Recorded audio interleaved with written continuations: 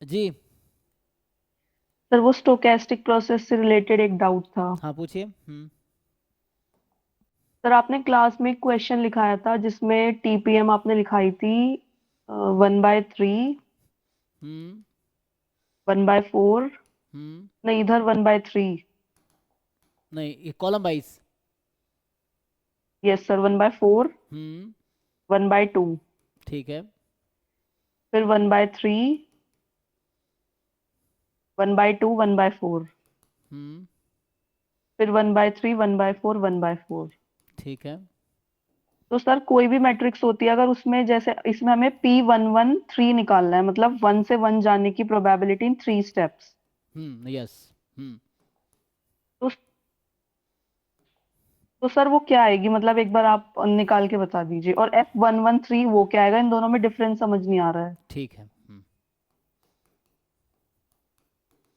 तो पहले अगर डेफिनेशन लिखे तो इसका मतलब है, अगर मैं मैथमेटिकली लिखूं तो इसका ये मतलब है कि मान लो टाइम जीरो पे स्टेट वन में है, तो 3 स्टेप बाद उसको स्टेप, मतलब टाइम जीरो पे स्टेट वन में है, अभी मान लो स्टेट स्पेस इसका है 1 2 3, ठीक है, ऐसा लेते हैं। तो टाइम जीरो पे स्टेट वन में है, तो 3 स्टेप बाद, तो जीरो के बाद एक स्टेप में वन पे जाएगा, फिर टू पे जाएगा, फिर थ्री पे जाएगा, तो टाइम थ्री में भी स्टेट वन में होने की क्या प्रोबेबिलिटी है, ये सिंपल है। इसमें लिखेंगे तो इसका मतलब समझिए, टाइम जीरो पे यहाँ भी स्टेट वन में है, टाइम थ्री पे स्टेट वन में यहाँ भी होगा, लेकिन प्रॉब्लम ये है कि टाइम टू पे स्टेट वन में नहीं हो सकता, टाइम वन पे स्टेट वन में नहीं हो सकता, ये मतलब है इसका। अगर वैसे लैंग्वेज में लिखे तो लैंग्वेज में सिंपल है कि probability of transition from state one two state one in 3 step या एग्जैक्टली 3 स्टेप, ये इसका मतलब हो गया पी वाले का। अब एफ वाले का समझिए। सो एफ वाले का अगर लिखेंगे इन एग्जैक्टली 3 स्टेप, और इसको बोलते, ये देखो यहाँ सिर्फ प्रोबेबिलिटी था, यहाँ है प्रोबेबिलिटी ऑफ फर्स्ट एंट्रेंस, तो एफ जो आया वो फर्स्ट एंट्रेंस की वजह से है। So probability of first entrance to state one starting from state one, मतलब वन से स्टार्ट हुआ, अब 3 स्टेप बाद ही वन पे पहुंचेगा। यहाँ पे ऐसा कंडीशन नहीं है, यहाँ पे हो सकता है कि एक स्टेप बाद वन पे चला जाए, फिर वन पे आ जाए 3 स्टेप बाद, तो चलेगा। यहाँ पे ऐसा नहीं चलेगा, यहाँ पे क्या है कि वन से निकल गया तो अब दोबारा बीच में वन पे नहीं आ सकता, वो 3 स्टेप बाद ही आएगा, तो ये डिफरेंस है दोनों में। यहाँ बीच में भी आ सकता है, जैसे ने कहा 3 स्टेप में आना है, तो बीच में सेकंड टाइम में भी आ गया, थर्ड टाइम में भी आ गया, चलेगा। यहाँ पे क्या बीच में नहीं आ सकता, फर्स्ट टाइम सेकंड टाइम में नहीं आ सकता वन पे, तो ये बस डिफरेंस है, देखिए। So probability of first entrance to state one starting from state one in exactly 3 step, three. तो सर अगर जैसे हम P11 निकालते हैं, तो अगर मतलब उसमें जैसे हम 1 से 1 पे जाएंगे, 1 से 3 और 3 से 1, तो हम्म उसकी प्रोबेबिलिटी अलग आएगी। और फिर 1 से 1, 1 से 2, 2 से 1 उसकी अलग आएगी। तो मतलब ऐसे अलग अलग आंसर आ सकते हैं। हाँ, एफ उसका अलग आएगा, उसका अलग आएगा। पर नहीं, ये मैं P का ही बता रही हूँ। नहीं नहीं, तो अलग अलग पॉसिबिलिटी होंगी तो सब ऐड हो जाएगा, अगर अलग अलग रास्ते हैं ना, जो आप कह रहे हो, चलो मैं हाँ अच्छा, वही। P में भी।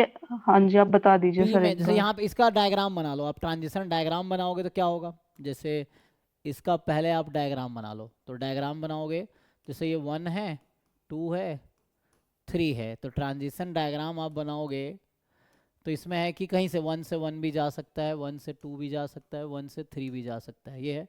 टू से वन भी आ सकता है, टू से टू पे रहेगा, एंड टू से थ्री भी जा सकता है, थ्री से टू आ सकता है, थ्री से वन आ सकता है, और थ्री से थ्री, क्योंकि सारे नॉन जीरो है। ओके, अब समझते हैं हम लोग।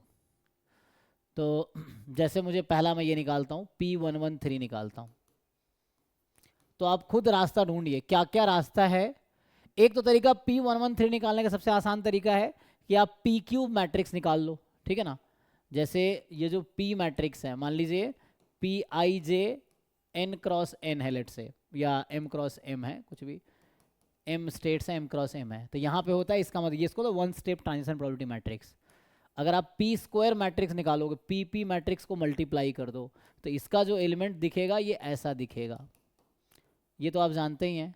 सो पी क्यूब, ये है ना, पी स्क्वायर इंटू पी या पी इंटू पी स्क्वायर कैसे भी कर लो, तो इसके जो एलिमेंट्स आएंगे ये ऐसा दिखेगा।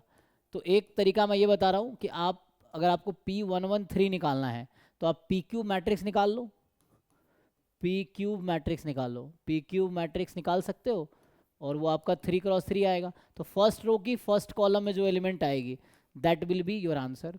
तो वैसे कर लो, नहीं दूसरा तरीका भी है ना। तो एक आइडिया है कि पी क्यू मैट्रिक्स निकालो और देखो फर्स्ट रो की फर्स्ट कॉलम में पी क्यू मैट्रिक्स में क्या आएगी, so that will be the answer. उसी को दूसरे तरीके से आओगे तो यहाँ देख लो, अब आप सारे रास्ते ढूंढो कि ऐसे कितने रास्ते हैं कि 1 से 1 3 स्टेप में जा सकते हैं, तो ये बहुत लंबा होगा, 9 रास्ते होंगे ऐसा, तो उससे बहुत लेंदी नहीं होगा। चेक कीजिए, मैं कहता हूँ 1 से सर 1। तो हमें ये पता कैसे चला कि इसमें 9 रास्ते होंगे, मतलब कोई इसका जनरल फॉर्मूला है? नहीं वो तो कहीं से कहीं जा सकता है ना, तो वो तो मैं ऐसे ही सोच रहा हूँ, मैं तो गेस कर रहा हूँ, चेक करते हैं। तो वैसे है ना, क्योंकि 3 स्टेप में आना है ना, 3 स्टेप स्टेट भी है। जैसे मैंने कहा 1 से 1, 1 से 1, 1 से 1, कितने स्टेप लगे, 3 स्टेप लगे। फिर 1 से 1, 1 से 2, 2 से 1 आ जाए, 1 से 1, 1 से 3, 3 से 1 आ जाए, ऐसे करके जितने पॉसिबिलिटी है वो सब। तो लास्ट दो तो फिक्स है, बीच वाले को वैरी कराने हैं।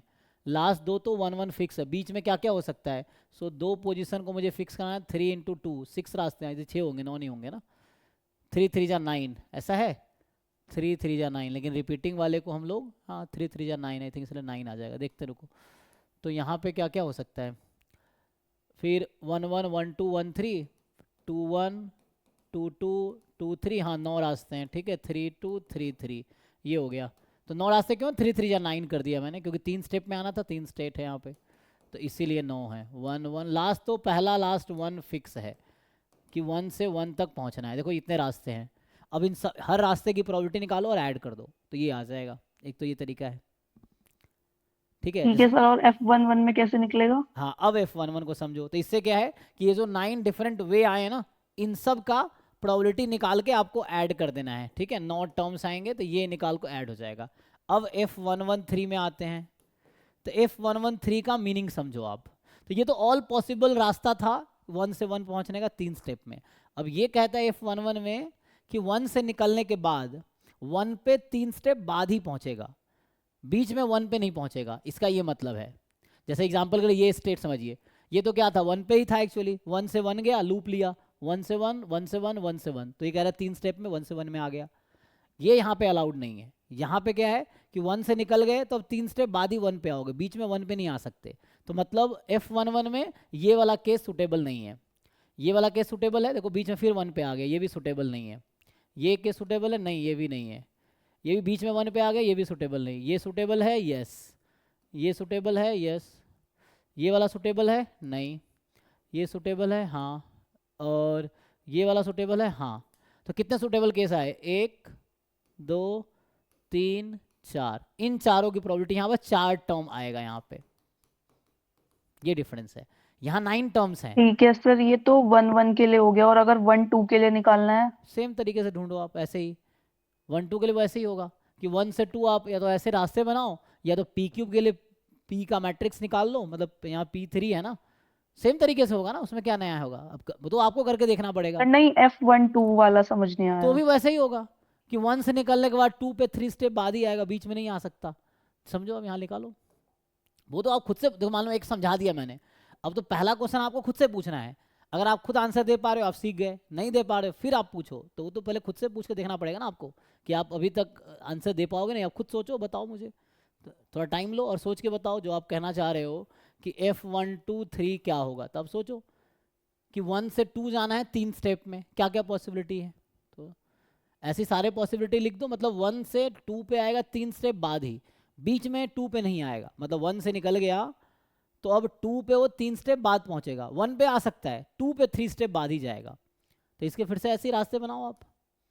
अगर मैं लिखूं जैसे इसके लिए लिखूंगा तो वैसे ही आप ढूंढो ना। तो आप ट्राई देखो, जितना आप प्रैक्टिस करोगे उतनी चीज़ें आएंगी, है ना। मतलब वो तो आपके ऊपर है, ट्राई करना, गलती करना, ये सब जितना करोगे उतना सीखोगे।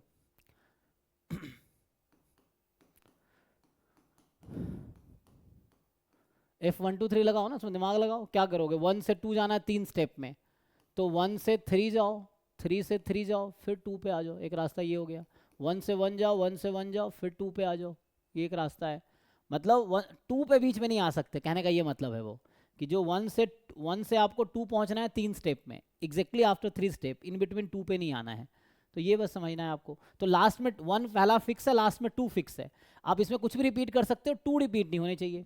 बाकी आप कुछ भी ले आ सकते हो, जो भी पॉसिबिलिटी लिख दो, 3 3 लिख दिया, 1 लिख दिया, जैसे मैं 1 3 है ना, 1 1 3 लिख दिया, फिर यहाँ 3 1 लिख देंगे। और क्या हो सकता है, 2 नहीं आना चाहिए, तो 1 के सारे केसेस वही पॉसिबिलिटी देखिए क्या क्या हो सकता है। तो मतलब 1 3, क्योंकि इतने 3 ही स्टेट्स है ना, तो आई थिंक यही सेफ होंगे। और कोई पॉसिबिलिटी होगा देखिए, बीच में 2 नहीं आना चाहिए, यहाँ पे 2 नहीं आएगा, इसमें 2 नहीं आना चाहिए, बस यही है। तो पहला 1 है, बाकी अब निकालो, मुझे तो यही 4 रास्ते होंगे। सर एफ, हाँ सिर्फ यही बनेंगे। हाँ सर सिर्फ यही होंगे 4, हाँ। है ना, समझ गए ना, तो यही करना है, मतलब 1 से निकलने के बाद 2 पे आना एग्जैक्टली आफ्टर 3 स्टेप, नो इन 2 पे नहीं आएगा इन बिटवीन। तो ऐसी जो प्रोबेबिलिटी निकालो, निकाल पाओगे अब, देखिए। ये सर अब हो जाएगा। ठीक।